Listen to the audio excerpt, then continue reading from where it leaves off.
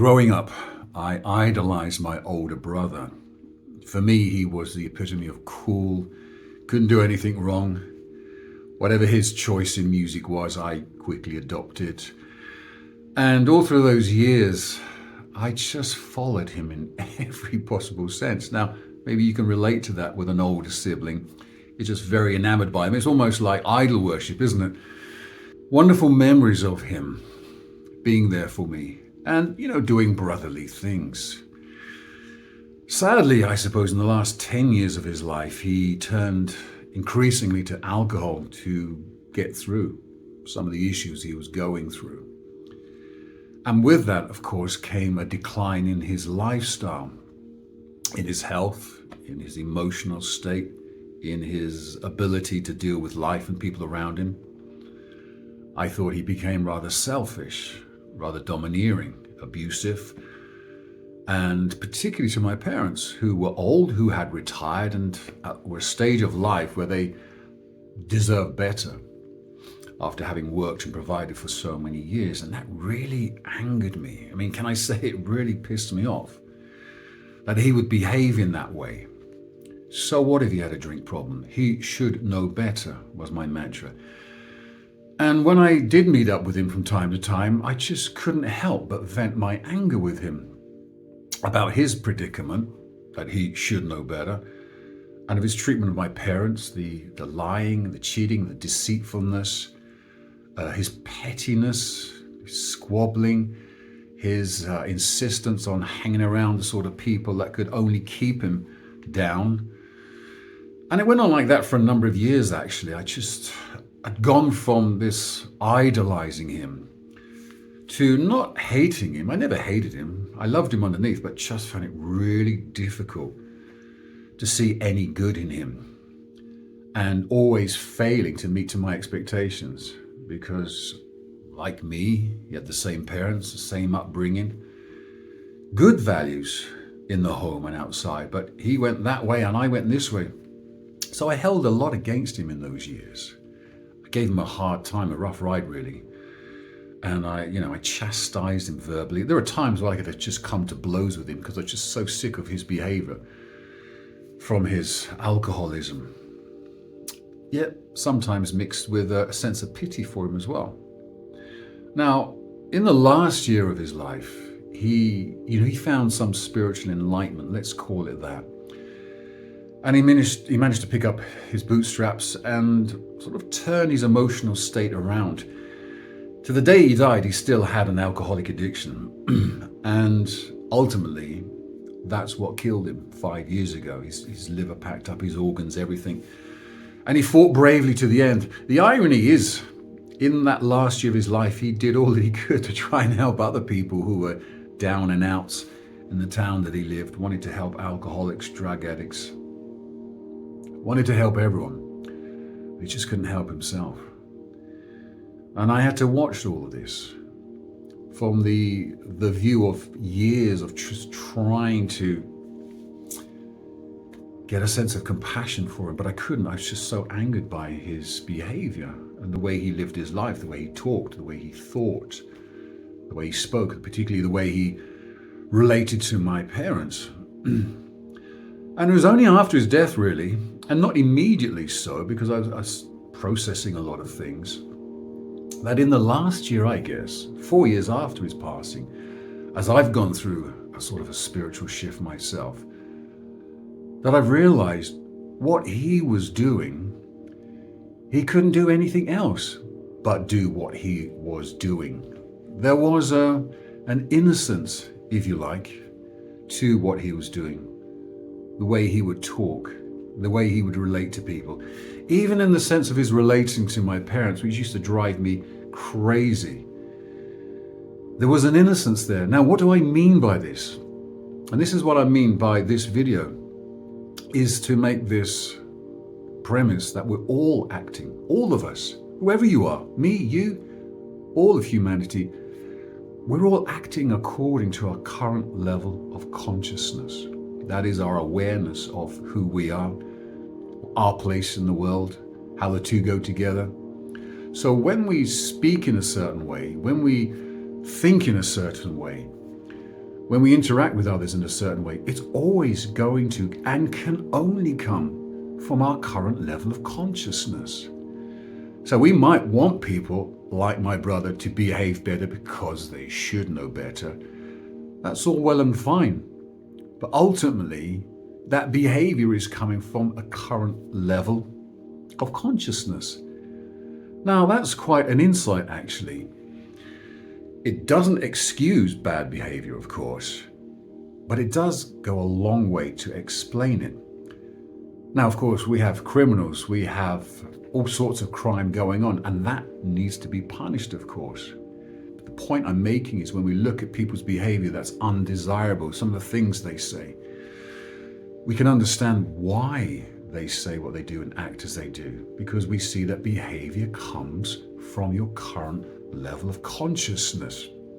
So in that sense, it's not malicious, but most of us day by day, are living our lives according to where we are in our terms of our awareness as a human being. Of course, we don't have to be stuck on that level. We can raise our game, we can ascend to a high level of consciousness. That is a better way of living, a better way of speaking, a better way of thinking, of course. So when I think of my brother and those years that I found really hard, I've had to reconcile within myself and see that as a picture for how all human beings are acting at any time. And if we can see actually that people aren't acting maliciously, they're acting innocently from their level of consciousness, what this means is that we can see people with compassion rather than judging them all the time and expecting better behavior and waving our finger, you should know better. Yeah, we all should. But do we act sometimes in that knowledge that we should do better? But I view my brother with compassion, with understanding now, knowing actually that he couldn't rise above that in that moment. And he was simply acting out his level of awareness. And it produces forgiveness. If we understand that perhaps growing up our parents were acting a certain way, or your sibling, or your boss, or your lover, your partner, or anyone in your life that previously you thought they had something against you, they were acting with a sort of malicious intent, or you just didn't get it, or they made your life hard through the things they said, maybe verbally abusive, maybe more than that. It does help explain to a degree why they were doing that. We might not forget it, but it does lead to a sense of forgiveness, because it also presumes that we understand the fullness of their own life history. It may be that the people that we're judging and not forgiving also went through their own experiences on the receiving end of someone else who was just acting out a level of consciousness. Again, this doesn't excuse bad behavior, but it helps to explain it. So it leads to forgiveness when we understand what's going on, what the mechanism is by which people are experiencing and interacting with reality as they define it according to their level of consciousness. And I think also what's important here is when we expect certain types of behavior from people who are simply don't have the capacity to act according to our expectations. People are at perhaps level A here, and we're expecting level D, E, F behavior from them when they just can't jump that gap at that moment. But because we're expecting that, our expectations are not met, and therefore we're not fulfilled. We're frustrated. We're angry. We react from demanding so much. And what happens is we get caught up in the story, we get involved in the drama rather than just sitting back and just observing what's going on, detached and dissociated. It will really help your expectations if you understand we're all acting out of our current level of consciousness. And for me, lastly, what this means for you and for me and for all of humanity is we've always got to be raising our game. We've always got to be doing the best we can to ascend to go up to the next level of consciousness, to do our best in thinking, in behavior, in the way we speak, in what we allow into our life, which leads best to the development of a higher consciousness. And that is our awareness of our place in the world, what we have to offer, to see the interconnectedness of all of us, of our human experience. It's not enough to stay at the base level. And in the present age of dumbing down things, it just seems to be the default now, doesn't it? People don't seem to want to aspire to keep growing, to have an expansive life. They stay where they are. And of course, what we see then is just everything commensurate with people living at that lower level, vibrating with a certain energy when they could be so much more. And I get this. And I want to grow day by day to a higher level of consciousness so that I can be a better person to make a better world. When we're down here at a lower level, we're acting from the ego. We're acting from reacting rather than responding. And when we're in the ego, it's all about being affirmed, my rights, consuming, etc. But when we raise our level of consciousness, we move into that beautiful sphere of compassion, of love, of kindness, of understanding, of wanting to contribute, of seeing the unity in all things, that what I do affects the whole. That's why this is so important. So that's all I wanted to share on this video.